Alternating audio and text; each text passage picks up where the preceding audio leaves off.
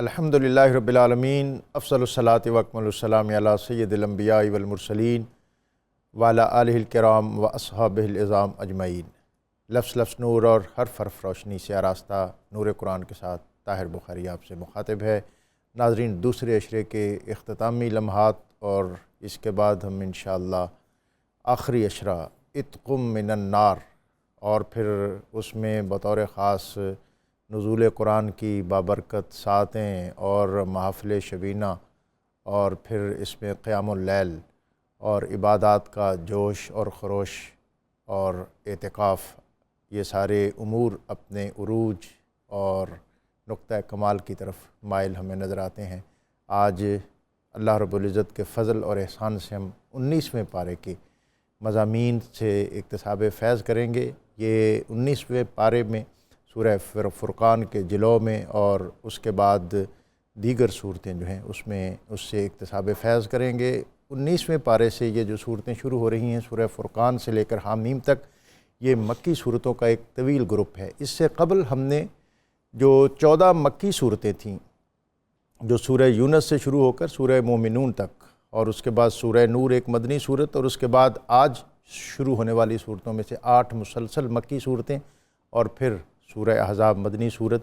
سورہ احزاب اور سورہ نور اس کے مضامین میں ایک خاص حسن اور یکسانیت ہے، اور مدنی دور کی معاشرت اس میں ترتیب اور تزئین پاتی محسوس ہوتی ہے۔ اور اس سے قبل جو 8 صورتیں ہیں ان کے مضامین وہی مکہ کا ماحول ہے، اور مکہ کے ماحول کے اندر وہی سنگلاخی اور وہی سنگ دلی اور قرآن پاک کی آیات کا وہی رعب اور مضامین، جس میں اللہ تعالیٰ کی وحدانیت، نبی صلی اللہ علیہ وسلم کی رسالت، اسلام کی صداقت، اور پھر مرنا اور مرنے کے بعد جی اٹھنا، یہ وہی مضامین ہیں جو بڑے بھرپور، مؤثر اور زوردار طریقے سے نبی اکرم رسول محتشم صلی اللہ علیہ وآلہ وسلم کے قلب منیر پر نازل ہو رہے ہیں۔ اور پھر یہاں پر جب بطور خاص الرحمن کا ذکر کیا گیا تو عرب کے لوگ جو تھے یہ اس اسماء الحسنہ میں سے اس اسم سے وہ زیادہ مانوس نہیں تھے، اور اب اجنبیت کا اظہار کرنے لگے کہ یہ آپ کس کا نام لے رہے۔ تو پھر یہاں پر قرآن پاک کا جو پیرایا اظہار ہے، اسلوب بیاں ہے، وہ ایک نئے افق کو واہ کرتے ہوئے کہتا ہے کہ تمہیں کیا پتہ، رحمان سے شناساں ہونے والے قلوب و اذہان تو ذرا مختلف ہوتے ہیں، جن کی بصیرتیں روشن ہوتی ہیں اور جن کے دل نبی اکرم رسول محتشم صلی اللہ علیہ وسلم کی محبت سے اجالے تقسیم کر رہے ہوتے ہیں۔ اور پھر اس کے بعد قرآن پاک نے سورہ فرقان کے اندر جو اللہ تعالیٰ کے بندے ہیں ان کے وصف اور ان کی خوبیاں بیان کی، اور اس سے قبل قرآن پاک میں یہ بیان ہوا کہ رحمان وہ ہے، اس کا قرآن پاک میں تعارف کروایا گیا کہ هو الذی جعل اللیل والنہار خلقۃ لمن اراد ان یذکر او اراد شکورا، کہ یہ وہی ہے جس نے بنایا رات اور دن کو ایک دوسرے کے پیچھے آنے والا۔ یہ قدرت کا شاہکار ہے، اور یہ قدرت کا شاہکار تو ان لوگوں کے لیے ہے جو سلیم الفطرت ہوں، جو حق کو قبول کرنے والے ہوں، جن کے دل روشن ہوں، جن کی عقلیں تابع ہوں، جو حق کی طرف اپنا میلان رکھتے ہوں۔ اور پھر اس کے بعد یہ عباد الرحمن، وہ خوبصورت آیات جس میں محاسن بیان ہوئے کہ رحمان کے ساتھ تعلق رکھنے والے وہ بندے کون سے ہیں۔ سورہ فرقان کے اندر وہ خوبصورت آیات وَعِبَادُ الرَّحْمَٰنِ الَّذِينَ يَمْشُونَ عَلَى الْأَرْضِ هَوْنًا وَإِذَا خَاطَبَهُمُ الْجَاهِلُونَ قَالُوا سَلَامًا، کہ یہ رحمان کے بندے تو وہ ہیں جو یہ زمین پر نرمی سے اور آہستگی سے چلتے ہیں۔ وَإِذَا خَاطَبَهُمُ الْجَاهِلُونَ قَالُوا سَلَامًا، اور اگر کبھی انہیں جہالت سے واسطہ پڑ جائے تو وہاں سلامتی سے گزرتے ہیں۔ اور اس کے معنی اور مفاہیم جو ہیں اور اس کے مختلف پیرائے یہ ہمارے علماء بیان کریں گے۔ اور زمین پر چلنا، اکڑ کر چلنا، اور قرآن ایک اور جگہ پر فرمایا کہ یہ جو تم اکڑ کر چلتے ہو تو اس سے کیا تم زمین کو پھاڑ لوگے اور کیا تم پہاڑوں کو سر کر لوگے۔ اپنی حقیقت کو جانو اور اپنی حقیقت کو پہچانو۔ یہ تکبر، غرور اور نخوت یہ ایک دن خاک میں مل جانے والا ہے، اور اللہ تعالیٰ اس سرزمین پر بلندی، عروج، ارتقاء اور پیشوائی اسی کو عطا کرتا ہے جو تواضع اور انکسار کا مجسمہ ہوتا ہے۔ وعباد الرحمن الذین یمشون علی الارض ہونا واذا خاطبہم الجاہلون قالوا سلاما، اور اس کے بعد والذین یبیتون لربہم سجدا وقیاما، کہ عباد الرحمن اللہ کے پسندیدہ، اللہ کے نیک بندے وہ ہیں جو اپنی راتوں کو اس کی بارگاہ میں کھڑے ہو کر والذین یبیتون لربہم سجدا وقیاما، کبھی سجدے کی حالت میں اور کبھی قیام کی حالت میں گزارتے ہیں۔ رات پویتے بے دردانوں نیند پیاری آوے، درد مندانوں یاد سجندی ستیاں آن جگاوے۔ اور یہ راتیں، اور بالخصوص جو آخری عشرہ شروع ہونے والا ہے، اگر گزشتہ دنوں کبھی کچھ کمی کوتاہی بھی ہے تو اس کا ازالہ ان آنے والی راتوں میں کریں، کہ نبی اکرم رسول محتشم صلی اللہ علیہ وآلہ وسلم جن کی عبادات ساری زندگی اور پھر رمضان المبارک اور پھر آخری عشرے میں کہتے ہیں کہ اپنے نقطۂ کمال پہ پہنچ جاتی تھی، آپ اپنی کمر کس لیتے تھے۔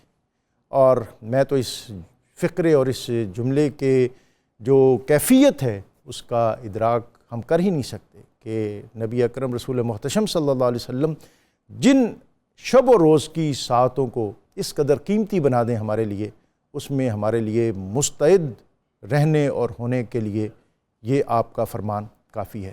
تو نبی اکرم رسول محتشم صلی اللہ علیہ وآلہ وسلم آپ عرب کی اس سرزمین پر وہ عظیم انقلاب لے کر تشریف فرما ہوئے جس نے وہاں کالے اور گھورے کی تقسیم کو ختم کیا، اور قرآن پاک کی آیات لوگوں کے دلوں میں ایمان کے نور کو جاویداں کرتی ہوئی ہمیں محسوس ہوتی ہیں۔ 19ویں پارے کے مضامین ایک انقلاب کو لیے ہوئے اپنے جلوں میں اور اپنے پہلو میں وارد ہو رہے ہیں، اور آج ان آیات پر جو مختلف مضامین اور عنوانات آراستہ ہوئے ہیں اس میں ہمیں اکتساب فیض کے لیے ہمارے ساتھ موجود ہیں، ہمیں روشنی اور رہنمائی عطا کریں گے علامہ مفتی محمد فاروق القادری صاحب، مفتی خلیل احمد یوسفی صاحب، اور اللہ رب العزت کی بارگاہ میں حمد کا نذرانہ پیش کرنے کے لیے ساجد علی تبسم صاحب۔ ان کی طرف بڑھنے سے قبل آج کا وظیفہ العزیز، غالب،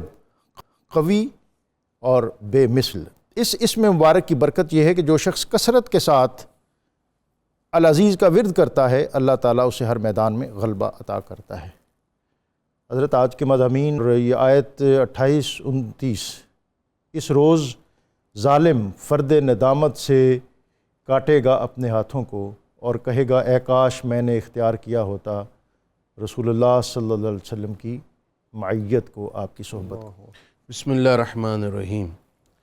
ڈاکٹر صاحب، دیگر آیات کی طرح یہ آیت بھی انتہائی غیر معمولی پیغام پر مشتمل ہے، اور اس آیت مقدسہ میں بندوں کو جو نصیحت کی گئی ہے وہ نصیحت بندے کو آخرت کی بہت بڑی ندامت اور حسرت سے بچا سکتی ہے۔ سبحان اللہ۔ ایک شخص تھا، اس کا نام تھا عقبہ بن ابی معیط۔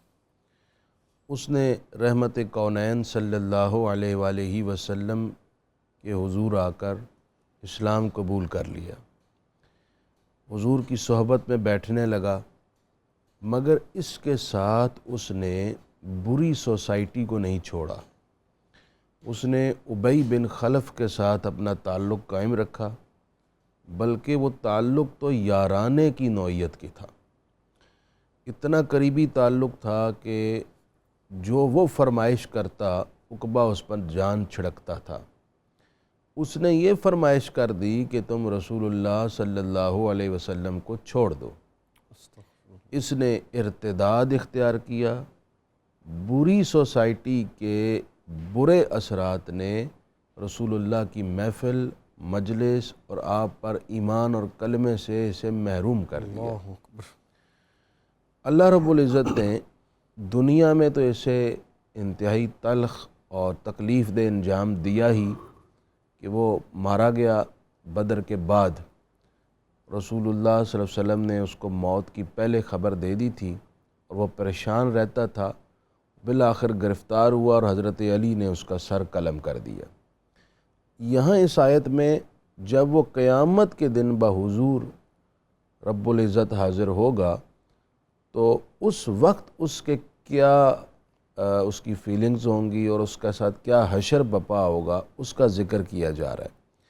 فرمایا وَيَوْمَ يَعُضُّ الظَّالِمُ عَلَى يَدَيْهِ، وہ اپنے ہاتھوں کو اپنے منہ سے کاٹ رہا ہوگا اور بڑی حسرت اور ندامت کے ساتھ یہ کہہ رہا ہوگا کاش کہ میں نے رسول اللہ صلی اللہ علیہ وسلم کا ساتھ، آپ کی معیت، آپ کی رفاقت، آپ کی صحبت، آپ کی غلامی نہ چھوڑی ہوتی۔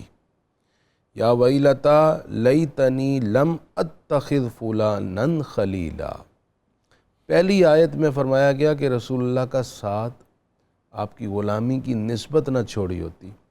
اس لیے ناظرین کرام، ہم سب کو یہ یاد رکھنا چاہیے ہماری سب سے بڑی دولت رسول اللہ سے نسبت ہے۔ سبحان اللہ۔ یہی نسبت قبر و حشر میں ہمارے لیے ایک سہارا، ایک ڈھارس ہوگی۔ رسول اللہ کی شفاعت کے بغیر ہمارے پاس کوئی ایسا عمل نہیں جو ہماری بخشش کا سامان بنے۔ دوسری اس نے اب کیا ندامت پیش کی، اس نے کہا کاش کہ میں نے فلاں بدبخت کے ساتھ دوستی نہ کی ہوتی۔ اللہ اکبر۔ یعنی بری سوسائٹی سے میں نکل آتا اور اس بری سوسائٹی کا حصہ نہ بنا ہوتا۔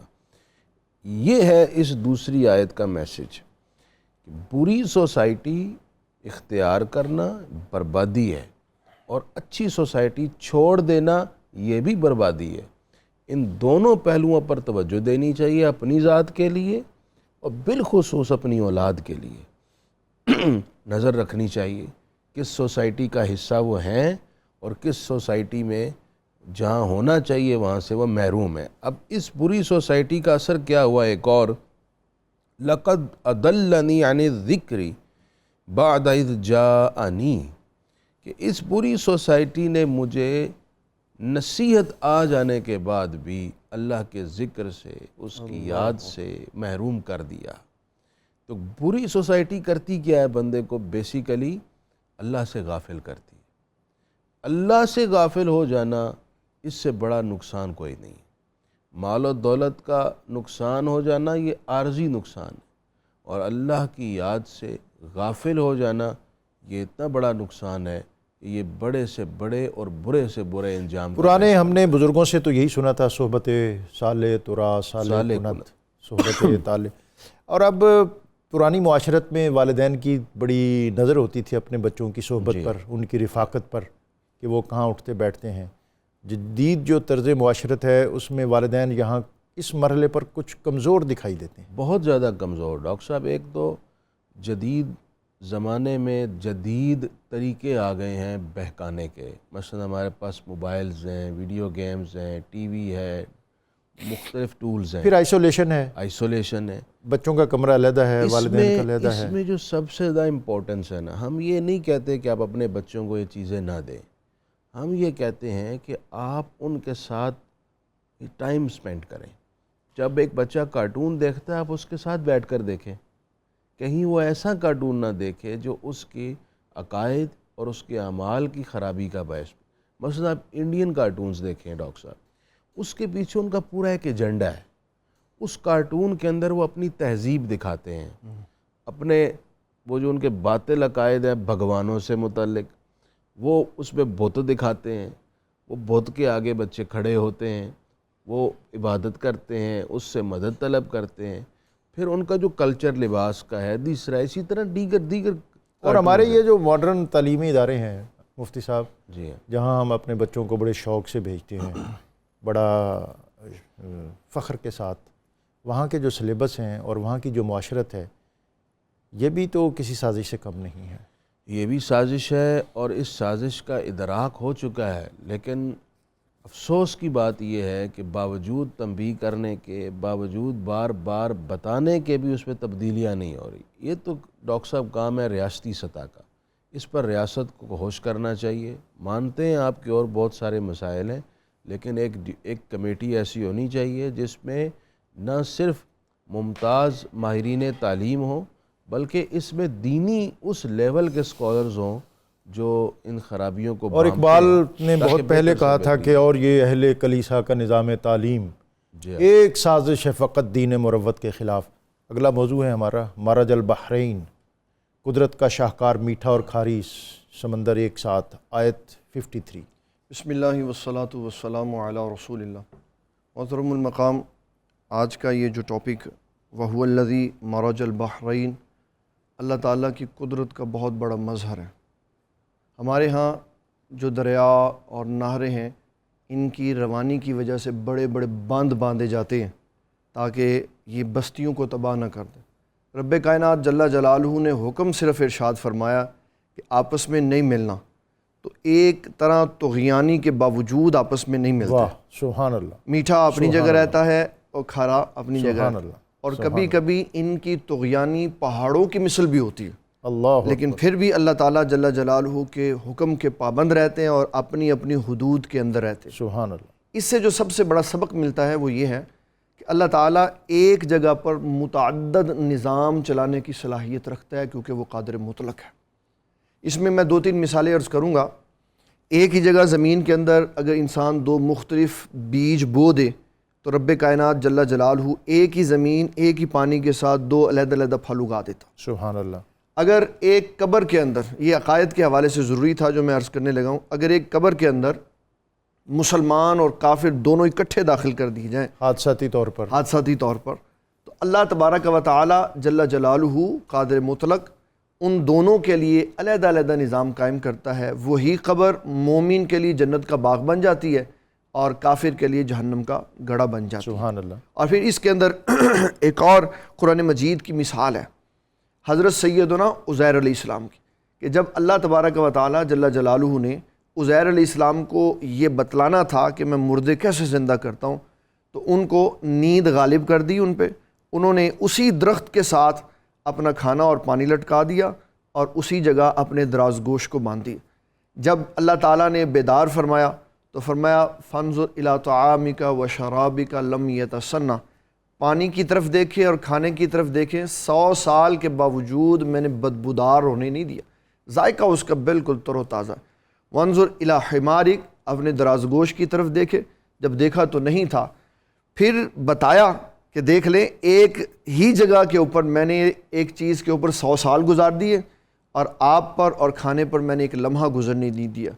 اس کے معاشرتی طور پر اثرات کیا نکلے کہ جب حضرت عزیر علیہ السلام اپنے گھر سے نکلے تھے تو 30 سال کے جوان انسان تھے اور 10 سال کا بیٹا چھوڑ کے آئے تھے، اور جب واپس گئے تو آپ 30 سال کے ہی تھے اور بیٹا 110 سال کا ہو چکا۔ اللہ اکبر، تو اللہ تعالیٰ نے بیسیکلی اس میں بتایا ہے کہ مالک کائنات جب چاہے جو چاہے جہاں جیسا نظام چاہے وہ چلا سکتا ہے، اس کو کوئی روکنے والا نہیں ہے۔ یہ اللہ تعالیٰ کی قدرت کا مظہر ہے۔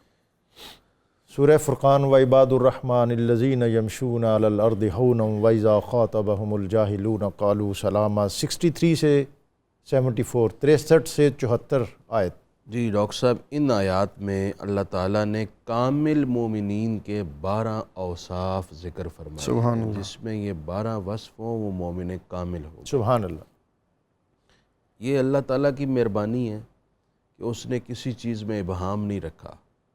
مومنین کے سامنے وہ ساری علامات، وہ اوصاف ذکر کر دیے تاکہ تم یہ اختیار کر لو، تم بھی کامل مومن بن جاؤ گے۔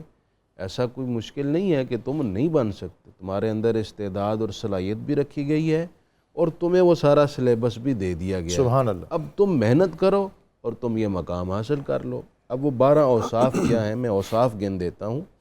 اللہ تعالیٰ نے ارشاد فرمایا کہ جو اللہ کے بندے ہیں، رحمان کے کامل بندے، وہ زمین پر آہستہ چلتے ہیں، سبحان اللہ، وقار اور سکون کے ساتھ چلتے ہیں۔ اور دوسرا وصف ان کا یہ ہے کہ جب جاہل ان سے بات کرتے ہیں تو یہ انہیں کہتے ہیں سلام، یعنی ان سے مباحثہ نہیں کرتے، الجھتے نہیں ہیں، بلکہ اس شخص کی ذہنی سطح کا اندازہ لگا کر اپنا دامن بچا کے گزر جاتے ہیں۔ متارکت کرتے ہیں۔ یہاں سلام سے مراد ہے کسی بندے کو جب آپ الوداع کر کے جا رہے ہوتے ہیں تو آپ آخری جو سلام کرتے ہیں نا، سلام متارکت، یہ وہ سلام ہے کہ پائیت دوروں ہی سلام میں جا رہا ہوں، تو انو سلام ہے، یعنی وہ اس سے اپنا دامن چھڑا کر نکل جاتے ہیں۔ دیکھیں یہ کتنا بہترین طریقہ ہے خرابیوں سے بچنے کا۔ اگر آپ ایک جاہل سے مباحثہ کریں گے، اس نے تو ماننا نہیں، اور آپ اپنی توانائی صرف کریں گے، آپ اپنی توانائی صرف کریں گے۔ اب اس میں جو بات آگے بڑھے گی آپ کی ہر بات کا وہ انکار کرے گا اپنی جہالت کی وجہ سے. اب آپ دونوں کی گفتگو کا پیمانہ اور لیول بلند ہوتا جائے گا, نتیجہ لڑائی جھگڑا اور بہت سارے مسائل ہوتے ہیں. تو قرآن نے نفسیات کے مطابق انتہائی بہترین طریقہ وہ کہتے ہیں یہ تو گل ہی نہیں کر سکے سر گال نہیں کر سکے. تیسری بات کہ اللہ کے بندے اپنے رب کے حضور راتیں سجدے اور سبحان قیام میں اللہ، گزارتے ہیں. تو ہمیں چاہیے کہ رمضان نے ہمیں ایک بہترین عادت دی ہے, رمضان کے بعد کی زندگی ہم رمضان کی طرح گزاریں, راتوں کو اٹھا کریں, اس کے حضور سجدہ و قیام کیا کریں. اور پھر ارشاد فرمایا کہ جہنم کا عذاب پھر جائے, اس بات کی وہ دعا کرتے ہیں. بعض لوگ کہتے ہیں ویکھی جائے گی جو ہونا ہے. یہ کوئی اتنی سادہ آسان بات نہیں ہے. اللہ پاک نے دوزخ بنائی ہے اور بد عملیوں کا انجام دوزخ رکھا ہے, اور جو رحمان کے بندے ہیں, اللہ کے نبی, اللہ کے رسول, صحابہ, امت کے بڑے بڑے مشاہیر, بندگان خاص, سب اس کے حضور دعائیں کرتے آئے ہیں کہ اے پروردگار ہم سے تو جہنم کے عذاب کو پھیرے رکھنا, ہمارے قریب بھی نہ آنے دینا. جب وہ سب یہ دعائیں کرتے رہے ہیں تو ہم کس کھیت کی جناب مولی ہیں کہ ہم سمجھیں کہ ہم اس مطلب ہمارا لیول ہی نہیں, ہم دوزخ سے بچنے کی دعا کریں. ہمیں کرنی ہوگی دعا تاکہ اللہ ہمیں اس سے بچائے رکھے. پانچویں بات ارشاد فرمائی کہ رحمان کے بندے اعتدال سے خرچ کرتے ہیں, نہ بخل سے کام لیتے ہیں اور نہ ہی اسراف اور فضول خرچی سے کام لیتے ہیں, درمیان کی راہ اختیار کرتے ہیں. یہ ہے اللہ کے بندوں کی نشانی. چھٹی بات ارشاد فرمائی ہے اللہ کے علاوہ کسی دوسرے کی عبادت نہیں کرتے, کسی جان کو ناحق قتل نہیں کرتے اور بدکاری نہیں کرتے, زنا کی طرف نہیں جاتے, جھوٹی گواہی نہیں دیتے. جب کسی لغو اور بیہودہ کام سے گزرتے ہیں تو اپنی عزت سنبھالتے ہوئے گزر جاتے ہیں. سبحان اللہ. کسی لغو اور بیہودہ کام کا حصہ بھی نہیں بنتے, اور جب ان کے رب کی آیتیں ان کے سامنے پڑھی جاتی ہیں تو وہ غور و فکر کرتے ہیں, گونگے بہرے نہیں ہو جاتے. اور وہ اللہ کے حضور یوں دعا بھی کرتے ہیں کہ اے پروردگار تو ہماری بیویوں اور ہماری اولاد سے ہماری آنکھوں کو ٹھنڈک دینا, سبحان اللہ, اور ہمیں پرہیزگاروں کا پیشوا بنا. سبحان اللہ. یہ وہ دعا بھی کرتے ہیں. یہ ایک کامل بندے کی نشانی ہے. ڈاکٹر صاحب اس پہ غور کیجئے, اس میں 12 جو نشانیاں ہیں اگر کسی شخص کے اندر یہ موجود ہو, کتنا آئیڈیل انسان بن جائے. سبحان اللہ. وہ معاشرے کے لیے امن کا, سکون کا ایک پیامبر بن جائے گا. اور توازن اور اعتدال, پوری سوسائٹی ہی ان اوصاف سے متصف ہو جائے تو کیا عہد صحابہ کی یاد تازہ نہیں ہو جائے؟ سبحان اللہ. کیا دوبارہ اسلامی ریاست کے اندر برکتیں نہیں اترنے لگیں گی؟ ہم یہ کہتے ہیں جی کہ یہ سارے مسائل کیوں ہیں, یہ ہماری وجہ سے ہی ہیں. قرآن نے کہا ظہر الفساد فی البر والبحر بما کسبت ایدی الناس, تمہاری شامت اعمال ہے جس کی وجہ سے زمین کے خشک حصے میں اور سمندروں اور پانیوں میں سے تمہیں برکتیں حاصل نہیں ہو رہی, ہر طرف فساد ہی فساد تمہیں نظر آ رہا ہے, تمہاری شامت اعمال ہے. ہم اگر اپنے اعمال درست کریں, یہ کامل اوصاف اختیار کریں جس میں ارادوں کی باتیں بھی ہیں, ایک دوسرے کے ساتھ کلام میں میل جول میں توازن بھی ہے, ذات کا بھی اس میں, اور پھر سوسائٹی کے ساتھ جو معاملات ہیں, فیملی کے ساتھ ہیں, ایک جامع پیکج ہے. اور ایک یہ میں سمجھتا ہوں علامہ مفتی صاحب کہ ایک پورا روڈ میپ ہے.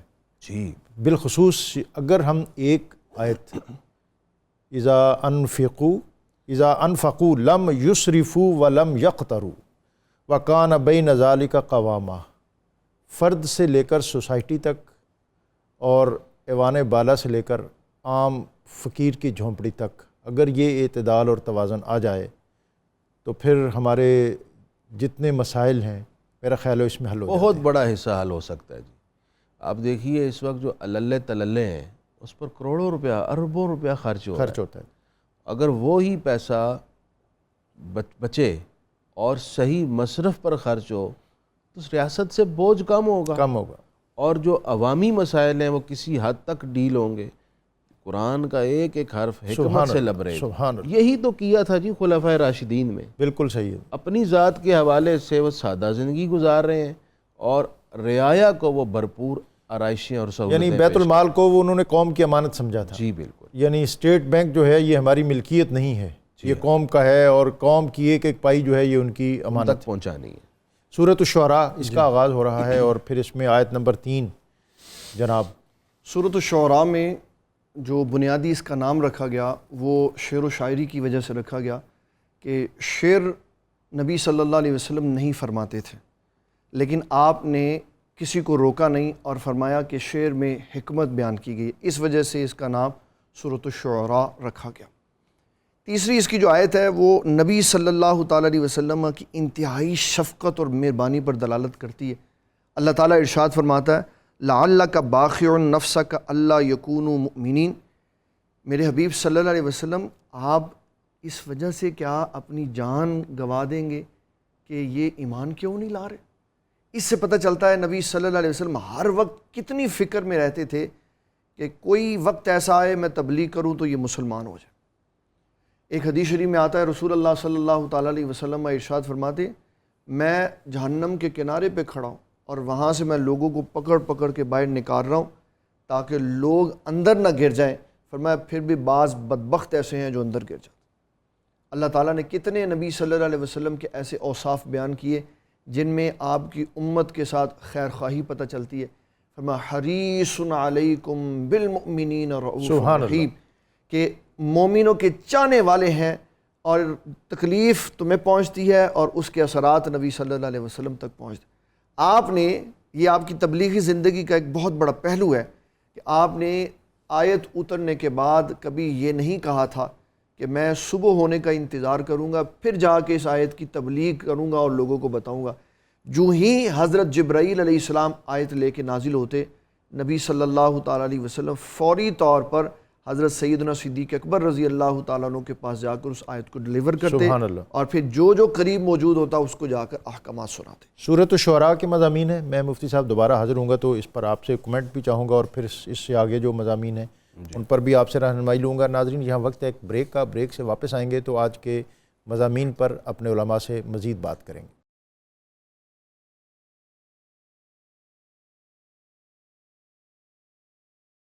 نور قرآن میں آپ کو ایک مرتبہ پھر خوش آمدید. آج 19ویں پارے میں ہم نے ابتدائی طور پر سورہ فرقان اور پھر اس میں عباد الرحمن ان کی نشانیاں اور کس طرح ایک عام آدمی بندہ مومن اور اللہ کے بندے کے اوصاف اپنے اندر پیدا کر سکتا ہے اور ان کمالات سے وہ اپنی آپ کو, اپنے گھر کو اور اپنی سوسائٹی کو ایک ماڈل بنا سکتا ہے. اور پھر اس کے بعد سورۃ الشعراء اور اب سورۃ الشعراء کا جو اگلا مضمون ہے حضرت بہت اہم ہے, جو آیت 218 سے 220 تک الذی یراک حین تقوم, جو آپ کو دیکھتا رہتا ہے جب آپ کھڑے ہوتے ہیں. سبحان اللہ. اللہ رب العزت اپنے حبیب پر اپنی عنایت اور اپنی رحمت کا ذکر فرما سبحان رہا ہے اللہ کہ جب محبوب آپ کھڑے ہوتے ہیں نماز میں تو وہ رب کریم اپنے کرم سے, اپنی رحمت سے آپ کو ملاحظہ فرماتا ہے. سبحان اللہ.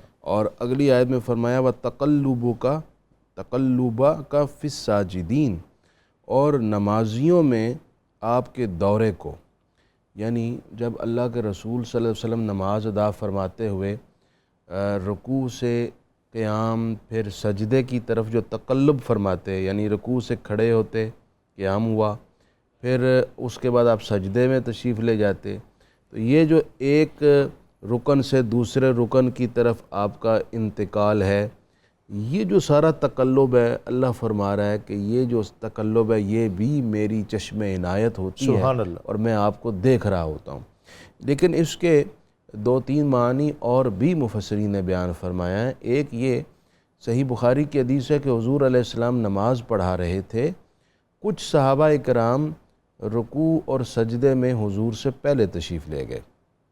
جناب رسول اللہ صلی اللہ علیہ وسلم نے نماز کے بعد انہیں فرمایا کہ آپ سمجھتے ہیں کہ میں جب نماز میں بحیثیت امام کھڑا ہوتا ہوں تو آگے دیکھ رہا ہوتا ہوں؟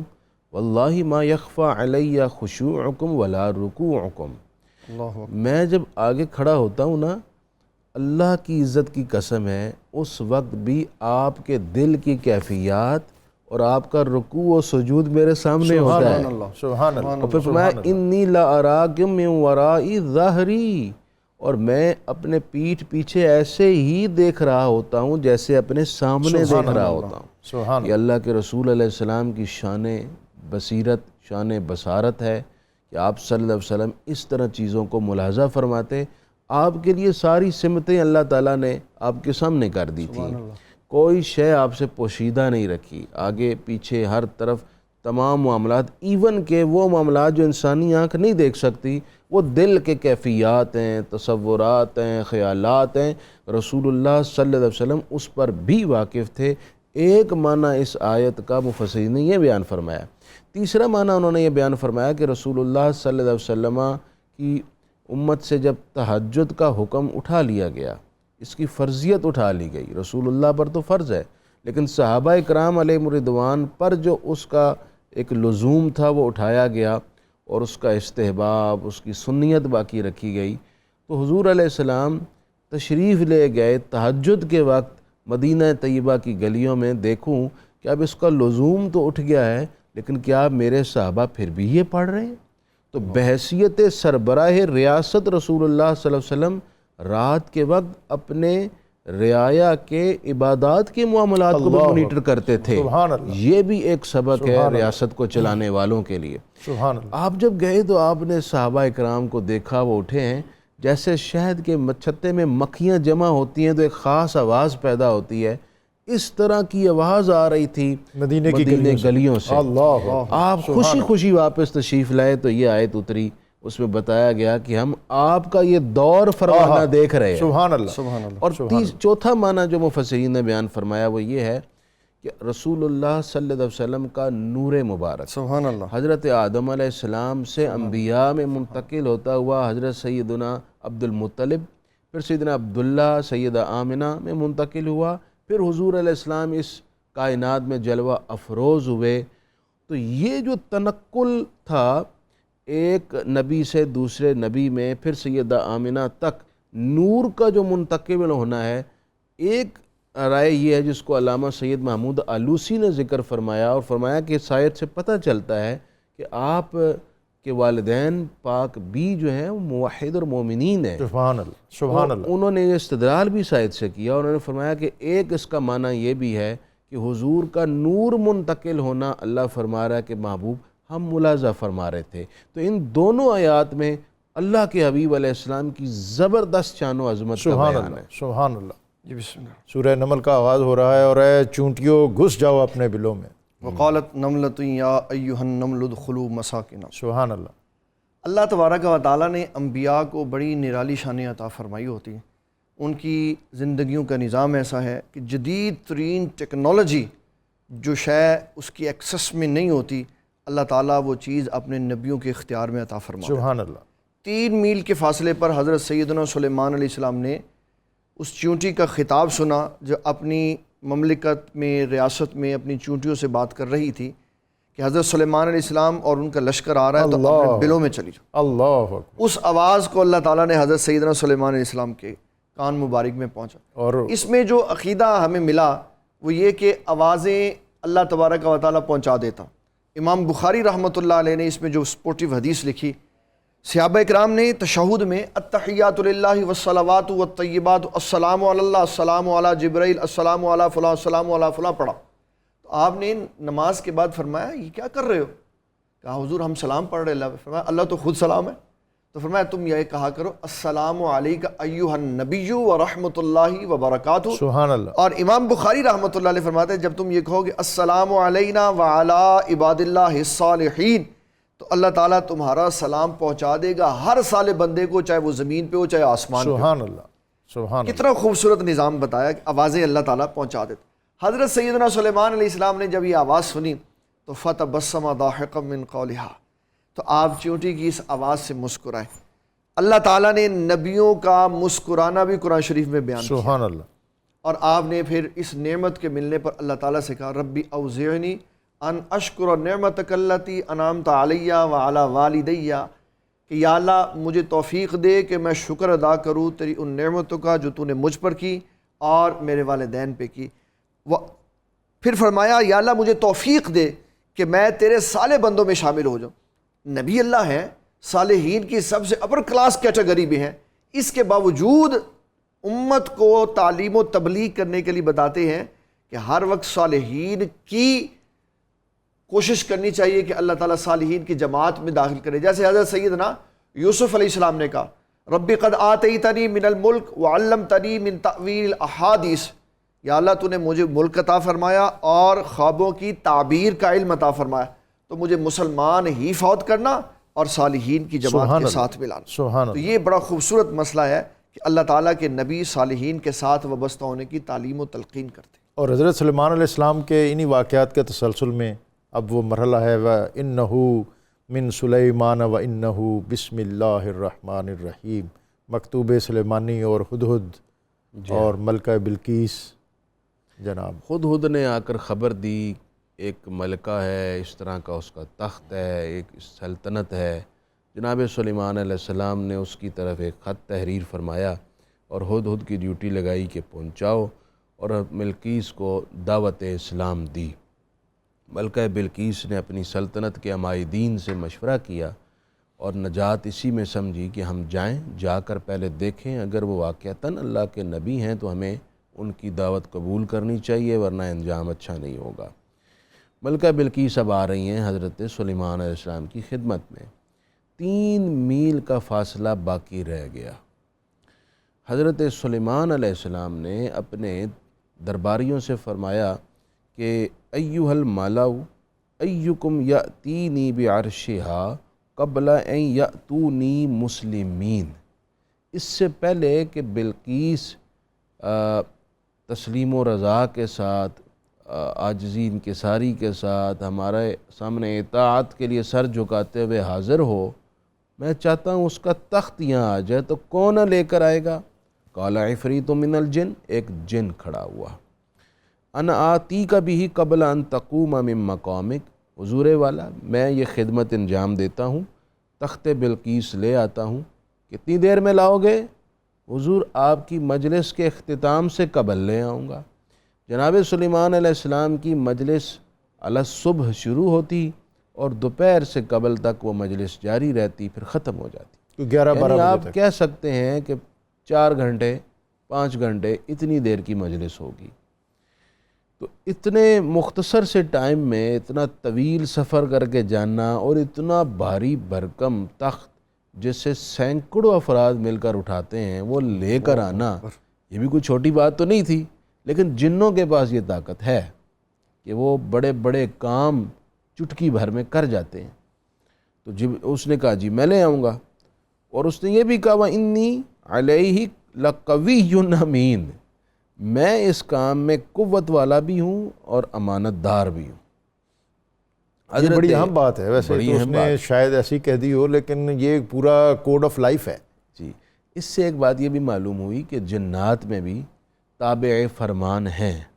جس طرح انسان میں دونوں طرح کے، اسی طرح جنات میں بھی رسول اللہ کی امتی بھی ہیں. جنات میں وہ بھی ہیں جو انسانوں میں جس طرح کافر ہیں، جنات میں بھی ہیں. اور حضرت اس میں جو سمجھ رہا ہوں کہ جو کسی طاقتور کا امین اور امانت دار ہونا یہ بھی زیادہ میسج میٹر کرتا ہے. یہ بھی میسج ہے کہ امین بھی ہو اور طاقتور بھی ہو. کمزور اور ماڑا تو وہ شاید زیادہ ہوتا بھی ہو، مؤثر ہے لیکن سوسائٹی ہاں، میں. اس کا امپیکٹ نہیں ہے. امپیکٹ نہیں ہے. مؤثر وہی ہوگا، طاقتور بھی ہو اور امین ہو.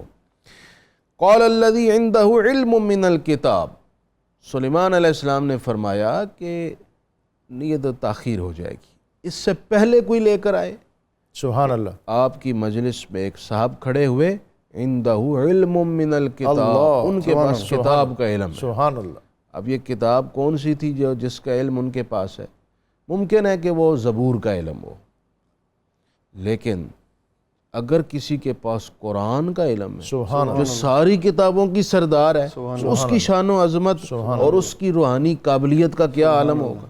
پھر کیسے آپ کا دل اور عقل قبول نہیں کرتی جو غوث اعظم سے سبحان اللہ کرامات صادر ہوئی، جو صحابہ کرام سے کرامات صادر ہوئی. جب وہاں یہ سب ممکن ہے تو یہاں ممکن کیوں نہیں؟ سبحان اللہ. وہ امتی سلیمان علیہ السلام کے علم زبور کا، یہاں امتی سید الانبیاء کا اور علم قرآن کا. سبحان اللہ. اس نے کہا جی انا آتی کبھی قبل ان یرتد الیک طرفک، حضور والا میں تخت لے آتا. کتنی دیر میں لاؤ گے؟ حضور آپ کی پلک جھپکنے سے قبل لے آؤں گا. اللہ اکبر اللہ. فلما رآہ مستقرا عندہ، جناب سلیمان علیہ السلام نے دیکھا تو تخت پڑا ہوا تھا. اللہ. یعنی پلک جھپکنے سے پہلے اتنا بڑا تخت لے آئے. اب ظاہر بات ہے نہ وہ وہاں سے بظاہر گئے، نہ جا کر اٹھایا، نہ کوئی ملازمین کی فوج لے کر گئے، نہ کوئی کارگو ان کا انتظام کیا، بس وہیں کھڑے کھڑے چاہا تو آ گیا. C-130 بھی اتنی جلدی نہیں آتی. اتنی جلدی نہیں آتا. یہ ڈاکٹر صاحب ہے روحانی طاقت، کیا بات، کیا جس کے سامنے مادی طاقتیں ڈھیر ہو جاتی، جس کو عقل بھی حیران ہو جاتی ہے کہ یہ ایسا بھی ہوتا ہے. ایک ساتھ ایک سیکنڈ بھی پورا نہیں ہوتا، یہ پورا نہیں ہوتا. اچھا، اس سے ایک بات یہ سمجھ میں آ گئی کہ اولیاء کرام سے کرامات کا صادر ہونا یہ قرآن مجید کا فرمان ہے، یہ پاسبل ہے، یہ ممکن ہے، ایسا ہوتا ہے، ایسا ہوا ہے اور ایسا ہو سکتا ہے. دوسری بات یہ پتہ چل گئی کہ روحانی طاقت مادی طاقت پر غالب ہے. غالب. تیسری بات یہ بھی ہے کہ حضرت آصف بن برقیہ فرمانے لگے ھذا من فضل ربی، میرے رب کا فضل ہے. یہ آصف بن برقیہ جو ہیں یہ حضرت سلیمان علیہ السلام کے وہ امتی تھے جو تخت لے کر جو تخت لے کر آئے. مفسرین نے ان کا نام آصف بن برقیہ ذکر کیا ہے اور کہا ہے کہ یہی تھے، معروف اور یہی یہ نام. اللہ کے اولیاء میں سے ایک تھے، جناب سلیمان علیہ السلام کے دربار میں بیٹھا کرتے تھے، تو آپ کی صحبت کے اس پر اثرات پڑے. اچھا، ایک بات تو ڈاکٹر صاحب یہ بھی پتہ چل گئی، جب حضرت سلیمان علیہ السلام کے درباری کا یہ عالم ہے تو خود حضرت سلیمان علیہ السلام کی عظمت کا کیا عالم ہے. سبحان اللہ. جن کے فیض نظر سے حضرت آصف بن برقیہ میں یہ قابلیت پیدا ہوئی تو اس صاحب نظر کا کیا عالم ہوگا. تو اس لیے ہمیں پورا یقین اور اعتماد رکھنا چاہیے. دراصل ہمارا مسئلہ یہ ہے، جس چیز کو ہم نے دیکھا نہ ہو نا تو ہم اس کا انکار کر دیتے ہیں. ارے بھائی یہی تو آزمائش ہے، یہی تو قرآن آپ سے چاہتا ہے، یؤمنون بالغیب، کہ ہمارا ایمان کیا ہے کہ ہم نے غیب پر ایمان رکھنا ہے. اللہ تعالیٰ کی یہ طاقتیں ہیں، وہ جسے چاہتا ہے جتنی چاہتا ہے ان سے نوازتا ہے. اور اقبال جو ہے اسی یقین کی بابت لوگوں کو اور امت مسلمہ کو تلقین کرتا رہا کہ ان چیزوں پر اپنے اعتقاد اور ایمان کو پختہ کرو. جی ہاں، تذبذب اور تشکیک سے نکلو کہ اس کشتی شکستہ سے تم منزل مقصود تک نہیں پہنچ سکتے. اختتامی لمحے ہیں اور آخری مضمون ابھی باقی ہے. ملکہ بلقیس حاضر ہوئی اور پھر اس کا قبول اسلام، اور ان ساری چیزوں سے جو آپ نتیجہ نکال کے آج کے اس پروگرام کے حوالے سے دینا چاہیں. اس میں ملکہ بلقیس کے ذکر سے پہلے یہ جو آج ذکر خیر ہوا، اس میں جو اہم بات ہے وہ ہے انا کی، کہ انا کے اندر ایک پوری دنیا چھپی ہوئی ہے. جس نے انا کے ساتھ دعویٰ کیا اور اپنی عظمت و شان بیان کرنے کی کوشش کی، اللہ نے اس کو خاک میں ملا دیا. شیطان نے کہا انا خلقتنی من نار و خلقتہ من طین، مجھے تو نے بنایا ہے آگ سے اور آدم کو بنایا مٹی سے. نمرود نے کہا انا احیی و امیت، تو زندہ کرتا تو میں بھی زندہ کرتا ہوں. اس میں مقابلہ تھا، اللہ نے اس کے انا کو بھی ختم کر دیا. اور جہاں بات آئی نیاز مندی کی، اللہ کے فضل کی، وہاں کہا انا آتی کبھی قبل ان یرتد الیک طرفک، فرمایا میں. اور پھر نبی صلی اللہ تعالیٰ علیہ وسلم میں بھی فرماتے ہیں انا اول المسلمین، اس میں بھی نیاز مندی ہے. موسیٰ علیہ السلام کہتے ہیں انا اول المومنین، اس میں بھی نیاز مندی ہے. تو یہ اسلام نے بتایا ہے کہ جس انا میں پیچھے اللہ تعالیٰ جل جلالہ کی قوت کو مد نظر انسان رکھتا ہے وہ انا جائز ہے. ویسے اللہ کے مقابلے میں کوئی انا کہے تو اللہ اس کو مٹی میں ملا دیتا. پھر بلقیس جب حضرت سیدنا سلیمان علیہ السلام کی خدمت میں حاضر ہوئی تو آپ نے اس کی فہم و فراست کا امتحان لینے کے لیے کہ یہ حکومت تو کرتی ہے، دانا بھی ہے کہ نہیں. کیونکہ یہ ضروری نہیں ہوتا کہ جو حکومت کرے وہ دانا میں بھی یہی کہنے لگا تھا، یہ ضروری نہیں ہے کہ حکومت کے اوپر وہی آئے جو دانا ہے، وہ بھی آ سکتے ہیں جو اس شعبے سے دور سے تعلق نہیں رکھتے، حادثاتی طور پہ بھی ہو سکتے ہیں. تو آپ نے اس کی فہم و فراست کا امتحان لینے کے لیے اس کا جو تخت حضرت آصف بن برقیہ سے منگوایا تھا اس کی تبدیلی کروائی اور پھر اس کو بچھا دیا اور جدید ترین ٹیکنالوجی کا آپ نے فرش بنوایا کہ اوپر چلے تو ایسے پیچھے سے محسوس ہوتا تھا جیسے آگے پانی ہے. اور ان کے پہنچنے میں جو ان کا ارائیول تھا وہ بھی تھوڑا ہی ٹائم تھا. جی بالکل قریب ہی تھا. سنا قبلہ مفتی صاحب نے فرمایا کہ 3 میل کے فاصلے پہ رہ گئے تھے. تو اتنی جلدی میں یہ سارا کچھ تیز ترین قوت کے ساتھ آپ نے ساری تبدیلی فرمائی اور اس کے تخت کے اندر بھی تھوڑی بہت تبدیلی کروا دی تاکہ دیکھوں کہ اس کے اندر کتنی صلاحیت ہے. پھر اس سے پوچھا تو وہ کہنے لگی، یہ نہیں کہا کہ یہ وہ نہیں ہے، فرمانے لگی اس جیسا لگتا ہے، اور اپنی کمال علمی مہارت کا اس نے اظہار کیا. اور پھر اللہ تبارک و تعالیٰ نے ملکہ بلقیس کو یہ اعزاز بخشا کہ جب اس نے حضرت سیدنا سلیمان علیہ السلام کا کلمہ پڑھا، ان کے حلقہ ایمان کے اندر داخل ہوئیں، تو اللہ تعالیٰ نے ان کو اعزاز بخشتے ہوئے حضرت سیدنا سلیمان علیہ السلام کی زوجیت میں دے دی. سبحان اللہ. تو جو بھی اللہ تعالیٰ کے نبیوں کا تابع فرمان ہو جاتا ہے، اللہ تعالیٰ اس کو اعزاز و اکرام سے نوازتا ہے. پھر دنیاوی معاشرتی طور پر یہ ہوا کہ حضرت سیدنا سلیمان علیہ السلام کا نظام سلطنت ادھر بھی تھا ادھر بھی تھا. تو وہاں ادھر ملکہ بلقیس اپنا نظام چلاتی تھی، تو حضرت سیدنا سلیمان علیہ السلام کیونکہ ہوا پہلے سے ان کے اختیار میں تھی، تو جس دن وہاں جانا ہوتا ہوا کو حکم کرتے فوری آنے واحد میں وہاں پہنچا دیتے. سبحان اللہ. ان ساری باتوں کو یہ سن کر سمجھ کر پڑھ کر یہ پتہ چلتا ہے اللہ تعالیٰ کے سارے نبی با اختیار ہوتے ہیں. سبحان اللہ. ان کو یہ نہیں کہنا چاہیے کہ وہ کوئی شے نہیں ہوتے، ساری شے اللہ کے نبی ہوتے ہیں، کیونکہ اللہ تعالیٰ نے اپنا نمائندہ بنا کے بھیجا ہوتا ہے اور ساری طاقتوں سے ان کو نوازا ہوتا ہے. اور میں سمجھتا ہوں یہ جب ہم ان موضوعات پہ بات کرتے ہیں ناظرین اور ان علماء سے اکتساب علم کرتے ہیں، تو پھر میں سمجھتا ہوں کہ اگر ہم قرآن پاک سے ڈائریکٹ اکتساب علم اور اکتساب فیض کریں تو پھر یہ بہت سے مباحث جس پر ہم کبھی اختیار کی بات کرتے ہیں، کبھی باطنی دنیا کی بات کرتے ہیں، کبھی روحانی کمالات پر اعتراض کرتے ہیں، اگر ہم قرآن پاک کے مضامین، معنی اور مفاہیم اس کو صحیح طور پر سمجھیں اور سمجھ کر ان کو منطقی انجام تک پہنچائیں اور پھر ان سے نتیجہ اخذ کریں، تو پھر اس طرح کے جتنے اشکالات مختلف انداز میں وارد ہوتے ہیں اس سے انسان بچ سکتا ہے. اور جو راست فکری ہے اس کے لیے ضروری ہے کہ ہم قرآن پاک کے ساتھ اپنے تمسک کو مضبوط کریں. اور آج کے مضامین میں سمجھتا ہوں کہ بہت زیادہ اہمیت کے حامل تھے، اور اس میں جو انفرادی فضائل اور خصائص ایک بندہ مومن کے بیان کیے گئے ان کو اپنے اندر شامل کرنے اور اپنی طبیعت کو ان سے ایک ملان پیدا کرنے کی کوشش کرنی چاہیے. اللہ کا بندہ بننا، عباد الرحمن کا ٹائٹل اختیار کرنا، یہ بہت عزت، عظمت اور فضیلت والی بات ہے. اور اس میں جو خوبیاں بیان کی گئی ہیں کہ وہ کس طرح چلتے ہیں، وہ اپنی راتیں کس طرح بسر کرتے ہیں، وہ امور زندگی میں کس طرح اعتدال اور توازن اختیار کرتے ہیں، یہ چیزیں پڑھنے، سننے اور سننے کے بعد پھر اپنی عملی زندگی میں نافذ کرنے والی ہیں. اپنے علماء کا بہت زیادہ شکریہ. اور ساجد علی تبسم اللہ رب العزت کی بارگاہ میں حمد کا نذرانہ پیش کریں گے. اس سے قبل آج کا قرآنی وظیفہ، اور آج کا قرآنی وظیفہ جو ہے یہ قوت سماعت کے حوالے سے ہے. یہ بہت زیادہ ضروری ہے اس لیے بھی کہ موبائل کے مسلسل استعمال سے ہماری سماعتیں جو ہیں یہ بھی کمزور ہوتی ہیں اور اس پر اس کے بد اثرات پڑتے ہیں. اور آج اس وظیفے کے ذریعے اپنی سماعتوں کو بہتر کیجیے. جس شخص کی قوت سماعت کمزور ہو تو وہ ہر فرض نماز کے بعد اول آخر درود پاک کے ساتھ 41 بار یا سمیعو پڑھ کر ہاتھوں پر دم کر کے کانوں پر پھیر لے. اللہ تعالیٰ اس کی سماعت کو درست اور ٹھیک رکھے گا. ساجد علی تبسم صاحب. اللہ جل جلالہ، اللہ جل جلالہ، تیری شان عما نوالہ، اللہ جل جلالہ،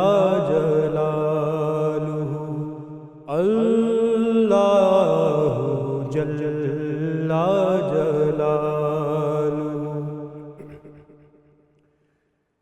تیرے نام پر اے میرے خدا میرا دل فدا، میری جان فدا، میری روح کی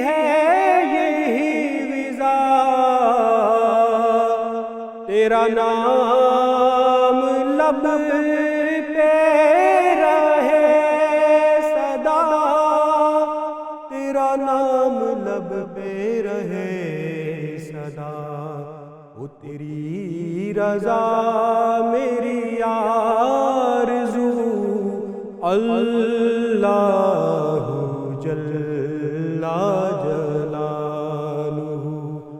اللہ جل جلالہ۔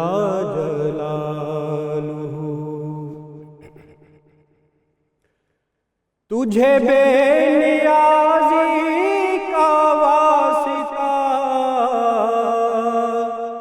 تو قبول کر میری التجا، کہ برائے حضرت مصطفیٰ ہو معاف میری ہر ایک خطا، ہو معاف میری ہر ایک خطا، سر حشر رہ جائے آبرو، اللہ جل جلالہ، اللہ جل جلالہ۔ جو حساب روزے حساب ہو، میرے دائیں ہاتھ کتاب ہو، میرے لب پہ نعت جناب ہو، نہ سوال ہو نہ جواب ہو، نہ سوال ہو نہ جواب ہو، میں رہوں حضور کے روبرو، اللہ جل جلالہ، اللہ جل جلالہ۔ تیری شان عما نوالہ، اللہ جل جلالہ، اللہ جل جلالہ، اللہ